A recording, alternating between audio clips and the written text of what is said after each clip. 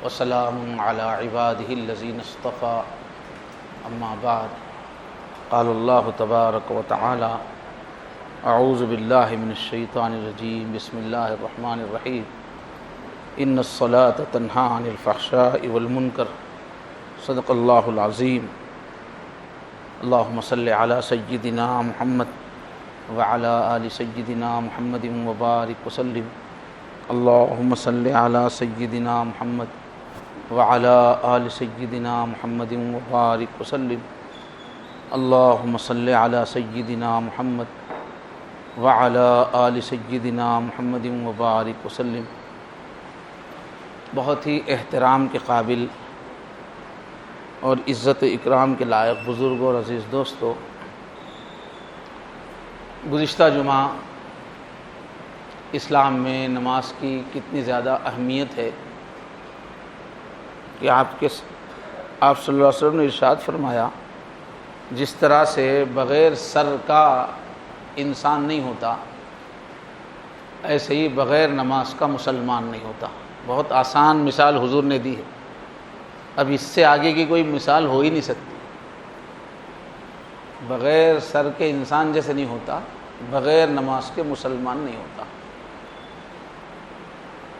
اور فرمایا بندے کے اور شرک اور کفر کے بیچ میں جو بارڈر ہے، لائن ہے، وہ نماز کا چھوڑنا۔ اور فرمایا کہ جس نے ایک نماز بھی جان بوجھ کر چھوڑی وہ کفر کر چکا، فقط کفر، فقد ہے، پکی، قد لگاتے ہیں، کوئی چیز پکی ہوتی ہے، قطعی ہوتی ہے، فقط کفر، وہ کفر والا عمل کر چکا ہو۔ اس کے باوجود ہم میں سے کتنے آدمی ہیں جو سمجھ رہے ہیں کہ نماز کے بغیر بھی مسلمانی چل جاتی ہے۔ جہاں نماز نہیں ہے تو وہاں مسلمانی کہاں؟ اصول کے اعتبار سے اس کو کافر تو نہیں بولیں گے، لیکن اس کی زندگی کافروں جیسی ہے، اس کا عمل کافروں جیسا ہے۔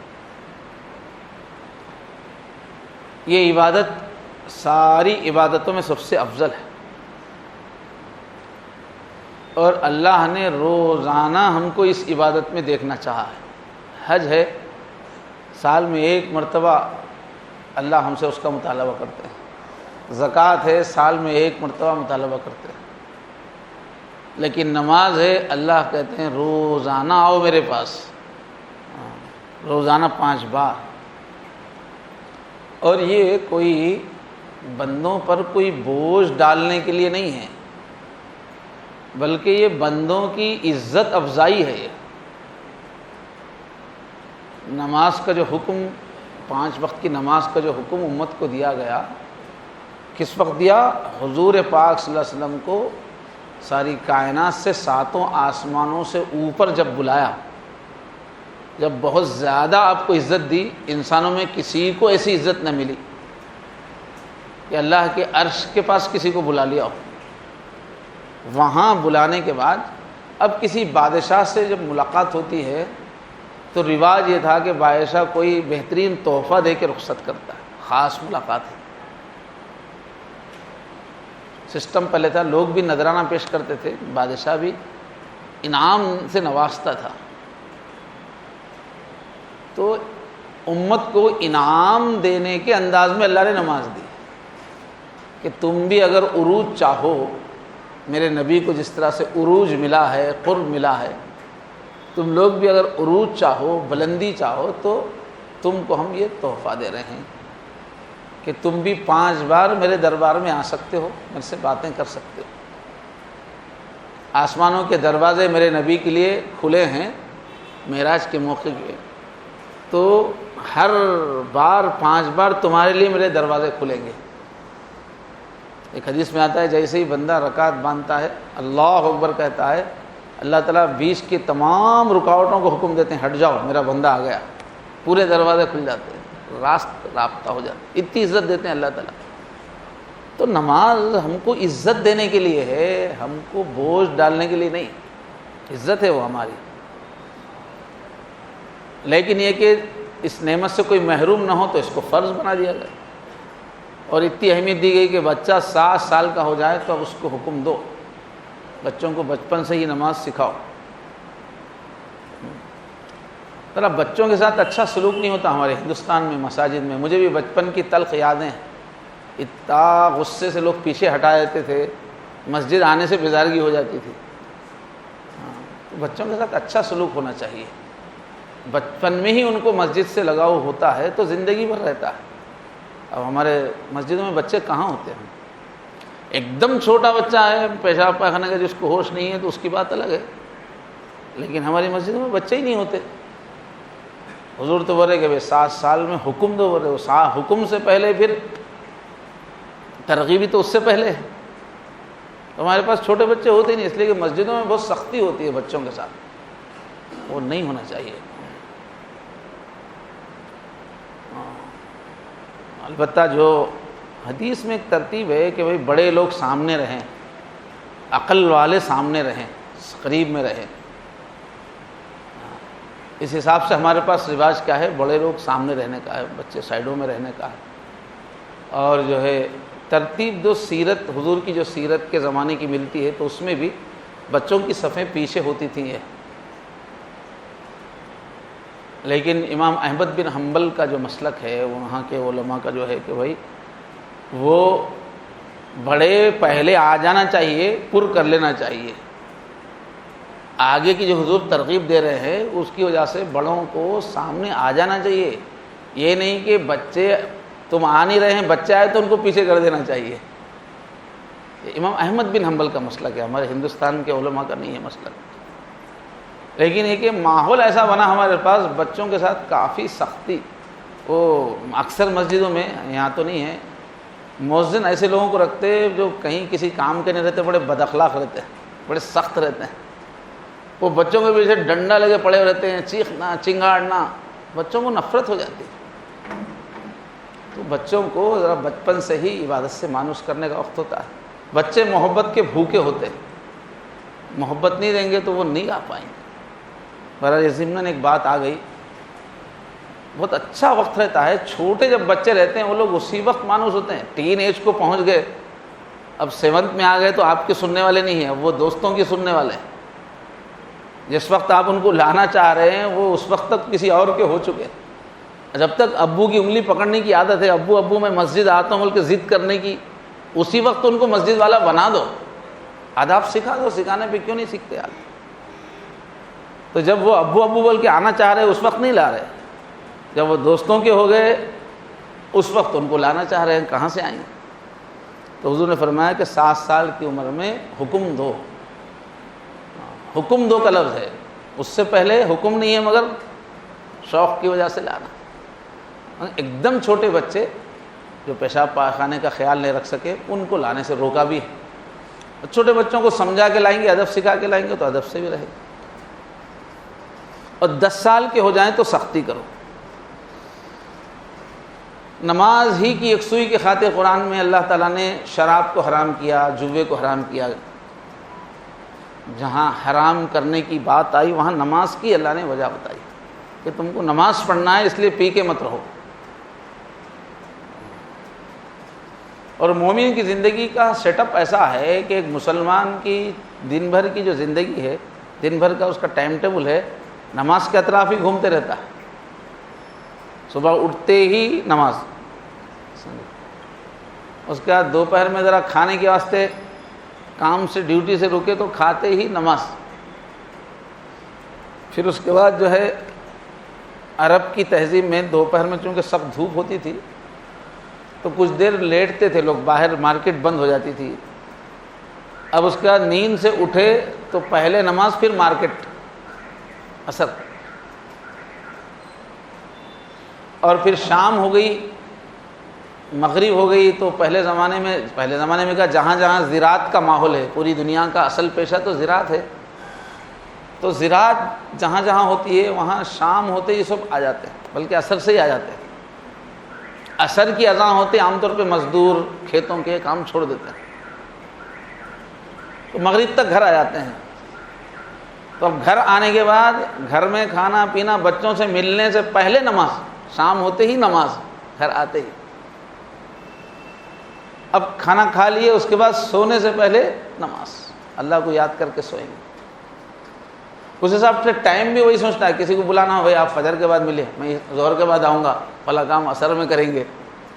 اس کا ٹائم ٹیبل جو ہے نماز کے حساب سے رہتا مومن کا. کافر کا پورا جو ہے زندگی کھانے کی طرف گھومتی رہتی ہے.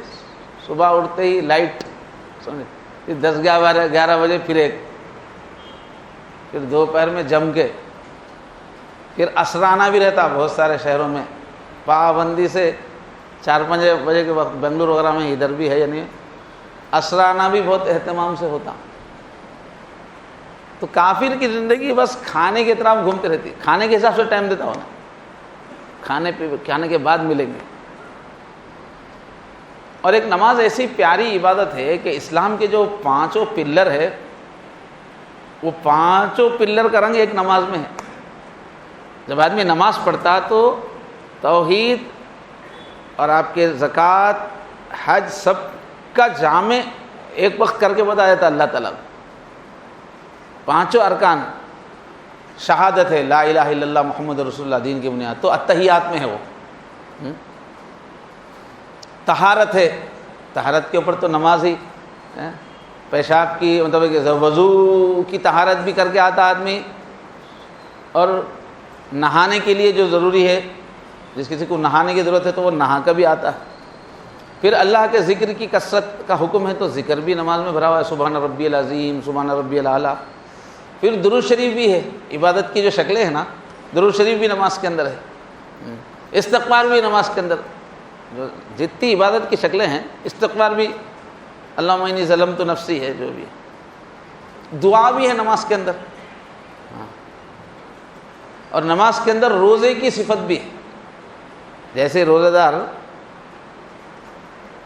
اس سحری کرنے کے بعد کھانا پینا چھوڑ دیتا ہے، نمازی بھی کہاں کھاتا ہے؟ نماز کھاتے ہوئے نماز تھوڑی پڑھتا ہے. رکعت باندھتے ہی کھانا بند، پانی بند. تو روزے کی بھی تھوڑی دیر کے لیے عبادت اللہ کے سامنے پیش ہو گئی.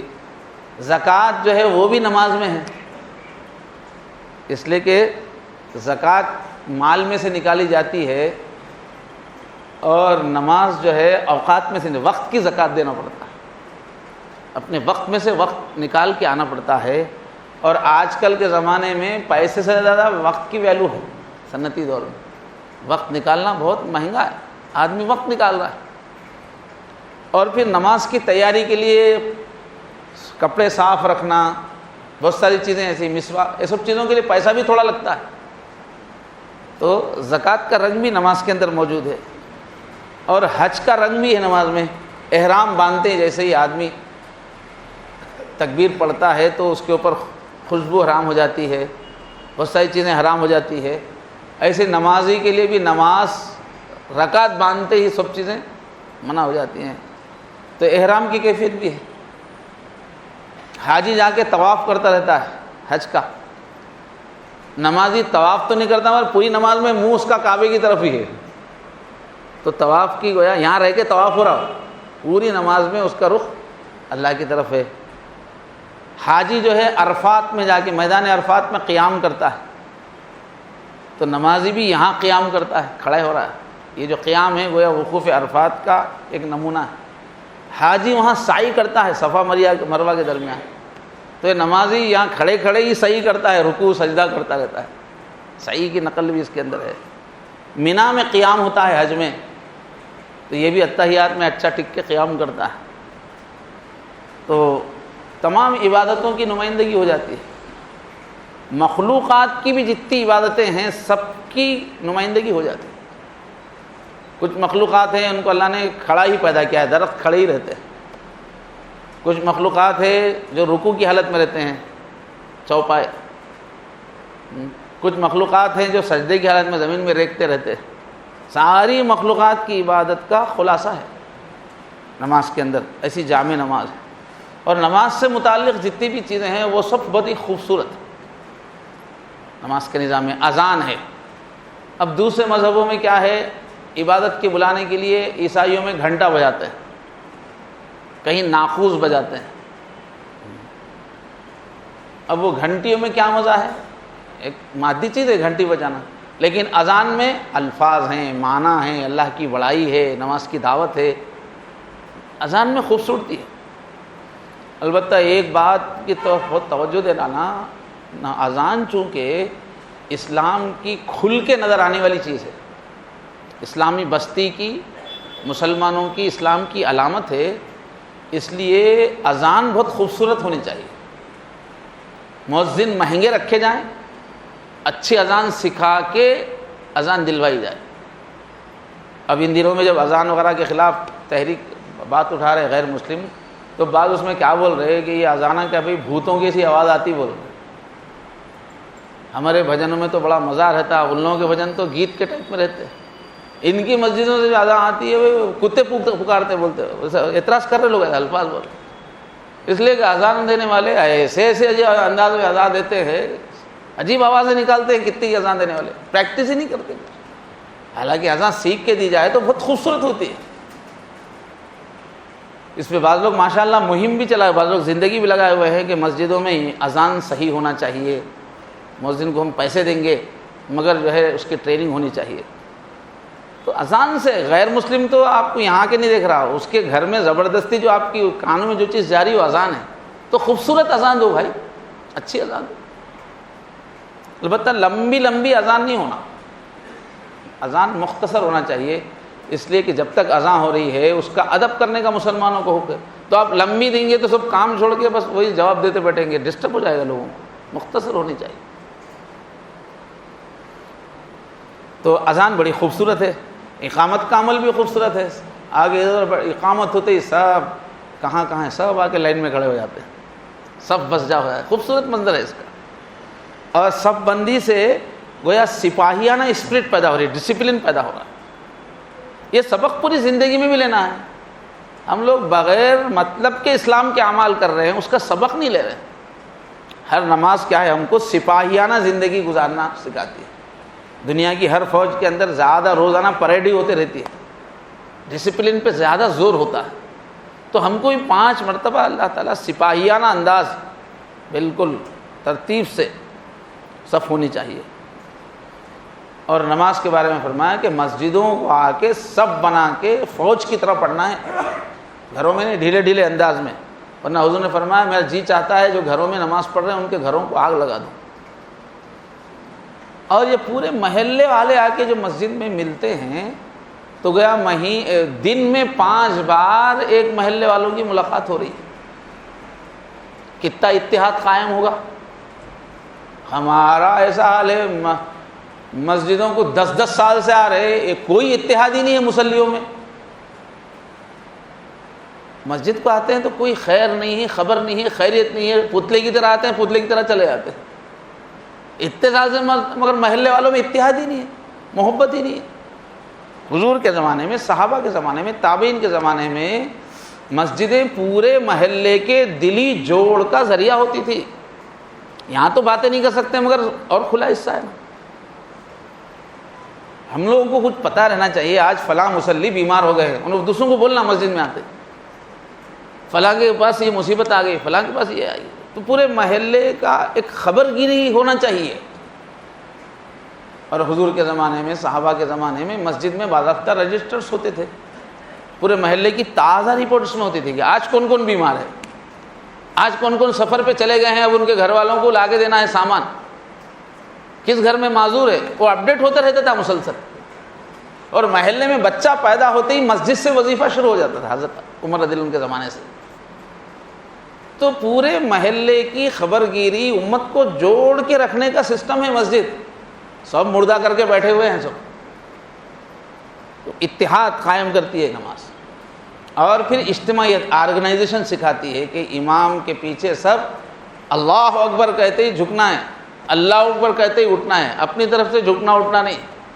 روزانہ مشق ہو رہی ہے کہ ایک کی تابع رہو، ایک کی آواز پہ رکنا چلنا سیکھو، بلکہ وہ منہ سے پوری بات نہیں بھی بول رہا تو بھی اس کا مطلب سب سمجھ کے مطلب پہ چلنا، یعنی وہ رکوع کرو نہیں بول رہا، اللہ اکبر بول رہا، سجدے میں جاؤ نہیں بول رہا، الگ الگ کام ہے مگر لفظ ایک ہی بول رہا ہے وہ، مگر آپ کو سمجھنا ہے کہ اس وقت رکوع کرو بول رہے ہیں امام صاحب، اس وقت سجدہ کرو بول رہے ہیں امام صاحب۔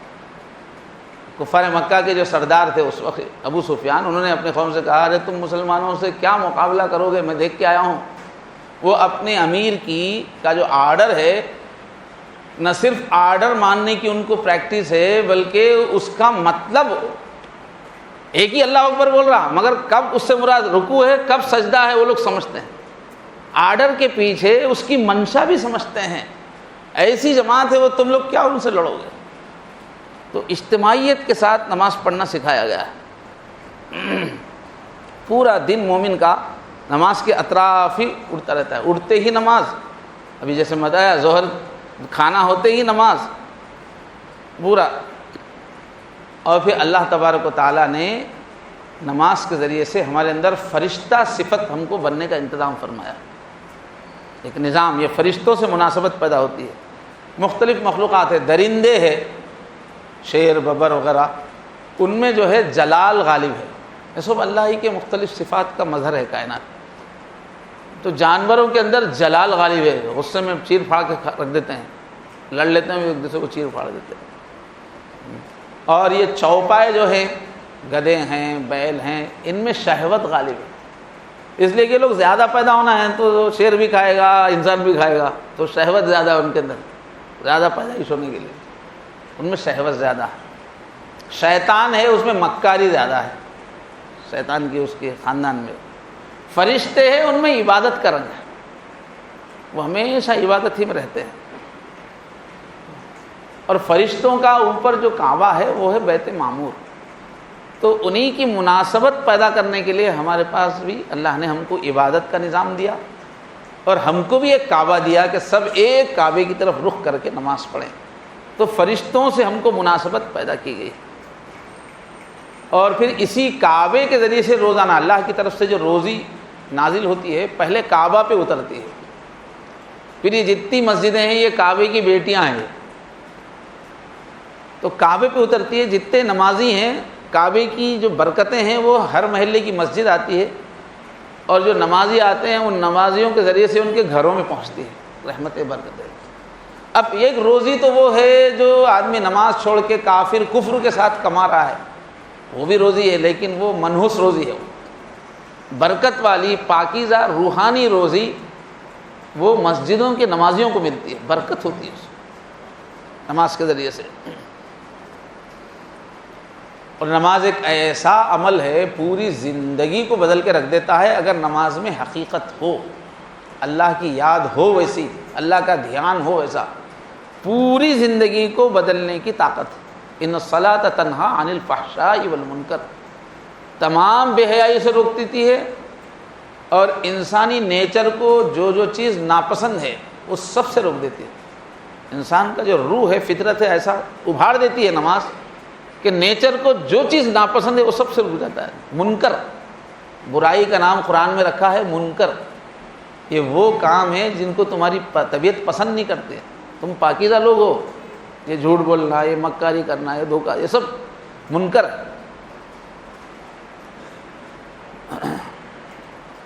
تو اگر ایک آدمی کے اندر نماز بھی چل رہی ہے اور پھر دھوکہ بھی چل رہا ہے، جھوٹ بھی چل رہا ہے، سخت دلی بھی چل رہی ہے، تو اس کا مطلب ہے کہ نماز بے جان ہے، نماز کی شکل ہے، حقیقت نہیں ہے۔ ورنہ جب بھی نماز میں حقیقت ہوتی ہے، جان ہوتی ہے، تو پوری زندگی کو آہستہ آہستہ بدل دیتی ہے۔ ایک مرتبہ حضور کے ایک شخص جو ہے حضور کے زمانے میں، وہ نماز بھی پڑھتا تھا، چوری بھی کرتا تھا۔ حضور کو کسی نے شکایت کی، تھا نماز تو پڑھتا ہے، چوری بھی کرتا ہے، تو حضور نے فرمایا تھوڑے دن میں یہ نماز روک دے گی اس کو۔ تو نماز جب جیسے جیسے دل پہ اثر کرے گی، پوری برائیوں سے روک دے گی۔ اگر برائیاں نہیں چھوٹ رہی ہیں تو مطلب نماز کے اندر جان نہیں ہے اس کے۔ اور نماز کے سسٹم میں بہت سارے اسباق ہے، لیسنس ہے، ہم کو وہ ہم توجہ نہیں دیتے۔ جمعے کی نماز ہے، حکم یہ ہے کہ جو لوگ آئیں وہ لوگوں کی گردنیں پھلانگتے ہوئے نہ آئیں، مسجد میں جو آئیں تو پہلے سے جو لوگ آئے ہوئے ہیں وہ لوگ پہلے صف پوری کر لینا۔ وہ لوگ دور دور بیٹھیں گے تو پیچھے آنے والا کیا کرے گا، یہاں جگہ دیکھ کے وہ پھلانگتے ہوئے آئے گا۔ تو پہلے آنے والے اللہ نے پہلے بھیجا ہے تو صف میں بیٹھتے جاؤ، ایک آدمی کی جگہ بھی مت چھوڑو، تو پیچھے والا کیوں پھلانگتے ہوئے آئے گا۔ لیکن ان کو آنے والوں کو یہ تعلیم دی گئی ہے کہ آپ گردنیں پھلانگتے ہوئے مت آؤ، لوگوں کا لحاظ رکھتے ہوئے آگے آ سکتے ہیں۔ تو مومنوں کو راحت پہنچانا، تکلیف نہیں پہنچانا، یہ نماز سکھاتی ہے۔ جمعہ کی نماز میں اس کو دگنا اجر ہے فرمایا، جو راحت پہنچائے گا۔ اور اس طرح سے جو جمعہ کو آیا کہ لوگوں کو تکلیف نہیں دی، تو پچھلے جمعہ سے اس جمعہ تک کے گناہ معاف ہو جائیں گے فرمایا۔ اتنا ثواب ہے خالی راحت پہنچانے پہ۔ اور نماز کیا سکھاتی ہے؟ اجتماعیت سکھاتی ہے، میل جول کے ساتھ رہنا سکھاتی ہے۔ خاندان میں بھی میل جول کے ساتھ رہو۔ اب حال کیا ہے، نوجوان بچوں کو تو اتنا جلدی غصہ آتا، کچھ بولتے گھر سے نکل جاتا ہوں بولتے رہتے، دوستوں کے ساتھ جلدی بغاوت پہ اتر آتے ہیں۔ حالانکہ یاد رکھنا چاہیے کہ زندگی کی برکت بڑوں سے جڑے ہوئے رہنے میں، اپنے خاندان، اپنے گھر، بڑوں سے، البرکت مع اکابرکم، حضور نے فرمایا بڑوں کے ساتھ جڑ کے رہو۔ بڑے خالی بوڑھے نہیں ہوئے، بال ان کے سفید خالی نہیں ہوئے، زندگی کا حقیقی تجربہ ہے ان کو، جو باتیں کتابوں میں نہیں رہتی، جو عمر سے جو آتی ہے وہ عمر سے ہی آتی ہے۔ تو بڑوں سے آدمی کو جڑا رہنا چاہیے۔ اب بات کو جو ہے گھروں میں توڑ ہے، الگ ہو جانے کی بات ہے۔ تو نماز کیا سکھاتی ہے؟ اکیلے نماز نہیں پڑھنا ہے، گھر میں آ کے سب کے ساتھ نماز پڑھنا ہے۔ تو جب نماز کے بارے میں اسلام یہ پسند نہیں کرتا کہ اکیلے پڑھے، تو کوئی اکیلی زندگی گزار رہا ہے، خاندان سے کٹا ہوا ہے، مسلمانوں سے کٹا ہوا ہے، سوسائٹی سے کٹا ہوا ہے، اکیلی زندگی گزار رہا ہے، وہ کیسے پسند ہو سکتا ہے؟ نہیں، اسلام میں اکیلی زندگی بالکل اجازت نہیں۔ خاندان سے جڑے رہو، محلے سے جڑے رہو، محلے والوں سے جڑے رہو، مسجد سے جڑے رہو۔ انسان کو بنایا ہے جڑے رہنے کے لیے، جانور کو بنایا ہے کٹے رہنے کے لیے۔ جانور کی صفت ہے اکیلا رہنا، انسان کو سب سے جڑے ہوئے رہنا چاہیے۔ سوسائٹی مینٹین کرنے سے صفات بنتی ہیں، اخلاق بنتے ہیں، جنت پہ جانے کی قابلیت بنتی ہے۔ اپنی ایک دنیا سجا کے بیٹھے، اپنے ہی رہ رہے، مگر یہ کیا ہے، نیک لوگوں سے ایڈجسٹمنٹ کی حد تک ہے۔ برے ایک دم جو برائی میں پکے ہیں، ان سے زیادہ اگر میل جول رکھیں گے تو ان کا اثر پڑنے کا ڈر ہے۔ مگر یہ کہ اچھوں کا تو ساتھ ہونا چاہیے، سوسائٹی میں ہم جڑے ہوئے ہم کو رہنا چاہیے۔ ایسی عورت ہے شوہر سے کٹی ہوئی رہ رہی تو لعنت بھیجی گئی، شوہر سے ہٹ کے اگر اکیلی سو رہی ہے تو کہیں بھی کٹنے کو پسند نہیں کیا۔ نماز کا ایک سبق کیا ہے؟ امانت داری۔ نماز میں حکم کیا ہے؟ رکوع پورا کرو، سجدہ پورا کرو، رکوع میں اچھی طرح جھکنا، رکوع سے اٹھے ہیں تو پوری کمر سیدھی ہو جانا، ایک دم پوری ہڈیاں اپنی جگہ پہ آ جانا، اس کے بعد سجدے میں جانا۔ تو اس کو بولتے ہیں تعدیل ارکان۔ دو سجدہ پوری اچھی طرح کرنا، ہاتھ جیسے رکھنا ہے، پیر جیسے رکھنا ہے، آرام سے تسبیح پڑھنا، پھر دو سجدوں کے بیچ میں آرام سے بیٹھنا، اس کو تعدیل۔ حضور نے فرمایا یہ نہیں کر رہا ہے تو نماز، یہ چور ہے، بولے ایک نماز میں چوری کر رہا ہے۔ تو اب نماز کی تعلیم کیا ہے؟ جیسے نماز میں چوری کرنا نہیں ہے، رکوع کا حق ادا کرنا، سجدے کا حق ادا کرنا، ایسے ہی نماز کی تعلیم یہ ہے کہ جو بھی ڈیوٹی آپ کر رہے ہیں اس کا حق ادا کرنا۔ آپ جو کما رہے ہیں وہاں بھی حق ادا کرنا۔ آپ گھر میں بیوی کے ساتھ رہ رہے تو بیوی کا حق ادا کرنا، بیوی شوہر کا حق ادا کرنا۔ یہ نہیں کہ ہم تو خوب ان سے اچھا چاہ رہے، ایسا رہو ویسا رہو، اور ہم نہیں دے رہے۔ تو قرآن میں ایک سورہ ہے ویل للمطففین، ڈنڈی مارنے والوں کے لیے جہنم ہے۔ تو جس طرح نماز میں ڈنڈی مارنا غلط ہے، یہ نماز سکھاتی ہے کہیں بھی ڈنڈی مت مارو، آفس میں بھی ڈنڈی مت مارو، تجارت میں بھی ڈنڈی مت مارو، بیوی کے ساتھ بھی ڈنڈی مت مارو، بچوں کے ساتھ بھی ڈنڈی مت مارو۔ ڈنڈی نہیں مارنے کا مطلب ہے امانت، یعنی ہر ایک کا حق ادا کرنا، اور جس وقت کی اپنی جو ذمہ داری ہے ادا کرنا، وہ سکھاتی ہے نماز۔ ایک ذمہ دار قوم بناتی ہے نماز، غیر ذمہ داری کی بالکل اجازت نہیں ہے۔ ایک آدمی نماز پڑھ رہا ہے لیکن پڑھائی میں چوری کر رہا ہے، صحیح نہیں پڑھ رہا ہے، کالج صحیح نہیں جا رہا، نماز کا سبق نہیں سیکھا اس نے۔ نماز پڑھ رہا ہے، دکان پہ وقت پہ نہیں جا رہا، نماز کا سبق نہیں سیکھا اس نے۔ نماز سکھاتی ہے جو ذمہ داری ہے اس کو بھرپور انداز میں پورا کرو۔ اس لیے دو جگہ قرآن میں نماز کی جو تاثیر بیان کی گئی، 18ویں پارے میں، 29ویں پارے میں، دونوں جگہ نماز ہی کی صفات میں سے ہے وہ امانت کا خیال رکھتا ہے، اپنی ذمہ داری پوری کرتا ہے۔ اللہ ان اللہ یأمرکم ان تؤدوا الامانات الی اہلھا، اللہ تعالیٰ تم کو حکم دیتا ہے کہ جس کا جو حق ہے ادا کرو۔ بہرحال نماز کے اور بھی بہت سارے حقوق ہیں، انشاءاللہ اگلے جمعہ میں بیان کریں گے۔ تو نماز یہ پوری زندگی کی ایک بہترین ٹریننگ ہے، جنتی انسان، دنیا میں بھی سکسیسفل انسان۔ اس واسطے میرے دوستو نماز کو سینے سے لگا کے رکھنا چاہیے، ہر قربانی ہم دے دیں مگر نماز نہ چھوڑیں، اور نماز کو پورے آداب سے پڑھنا ہے، پورے معیار سے پڑھنا ہے۔ دنیا میں بھی انشاءاللہ چمکیں گے، آخرت میں بھی چمکیں گے۔ اللہ تبارک و تعالیٰ مجھے اور آپ سب کو نماز کی پوری برکتیں نصیب فرمائے۔ وآخر دعوانا الحمدللہ۔ 5 منٹ آگے ہو گئے۔